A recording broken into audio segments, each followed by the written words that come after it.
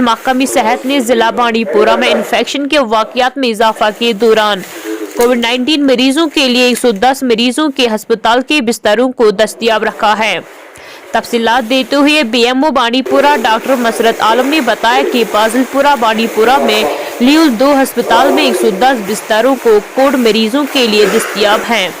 उन्होंने इन लोगों से अपील की है जो घरों में क्वारंटाइन है और वो डॉक्टरों से वक्ता फौरन मशवरा करे। डेस्क से रेहाना सुल्तान के साथ बांडीपोरा से तौसीफ अहमद की एक खास रिपोर्ट। हमने यहाँ लेवल 2 पाजिलपुरा में 110 बेड्स अवेलेबल रखे, तो उसमें हम कैटेगराइज कर रहे हैं। अगर उसको ज़्यादा सीवियर होगा तो हम एडमिट वहीं करते हैं, अगर उसके पास माइल्ड सिम्टम्स है या विदाउट सिम्टम्स है तो उनको हम होम क्वारंटाइन कर रहे हैं। लेकिन होम क्वारंटाइन के लिए उनको एडवाइस कर रहे हैं क्या क्या करना है।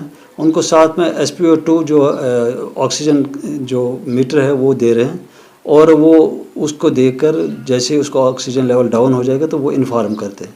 उसके लिए हमने एक स्पेशल कंट्रोल रूम रखा है, जहाँ पर हमने एक डॉक्टर रखा है जो कि MD फिजिशियन है, डॉक्टर शबीर साहब। वो उनको कांटेक्ट करते हैं और अगर उनको कोई प्रॉब्लम होगी तो वो उनसे कांटेक्ट करके वो प्रॉब्लम सॉल्व हो जाती है। बट मेरी एक रिक्वेस्ट है, हमने देखा है कि कुछ लोग ऐसे हैं जिनको हम होम क्वारंटाइन रखते हैं, वो घरों से बाहर निकल जाते हैं और कहीं बाज़ार में या कहीं हो जाते हैं।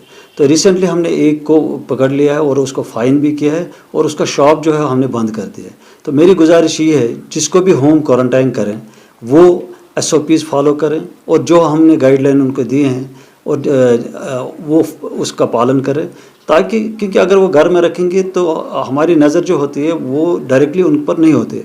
बट फिर भी हमने रिसेंटली स्टार्ट किया है वीडियो कॉलिंग, तो वीडियो कॉलिंग पर हम देखते हैं वो कहाँ पर है, क्या वो SOP फॉलो कर रहे हैं। बट लोगों को चाहिए कि वो SOP फॉलो करें और घर में जैसे हमने बोला है बैठने के लिए वैसे करना है और वही चीज़ें इस्तेमाल करने जो हमने बोल दिया।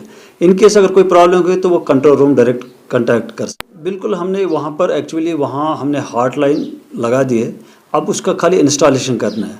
विदिन 1 or 2 डेज़ वो इंस्टॉल हो जाएगी। हॉटलाइन हमारी 24/7 होगी और प्लस हमने एक जेनसेट वहाँ रखा है, वो जेनसेट जो है वो भी काम करेगा, वो भी जस्ट इंस्टॉलेशन है, एक दिन में वो हो जाएगा। तो विदिन 2 or 3 डेज़ वहाँ पावर की कोई किल्लत नहीं रहेगी। इसके अलावा हमने एक छोटा और जनरेटर रखा है उनके लिए, वो भी आ रहा है, आज शाम तक पहुँच जाएगा और इंशाल्लाह पावर की कोई प्रॉब्लम नहीं रहेगी।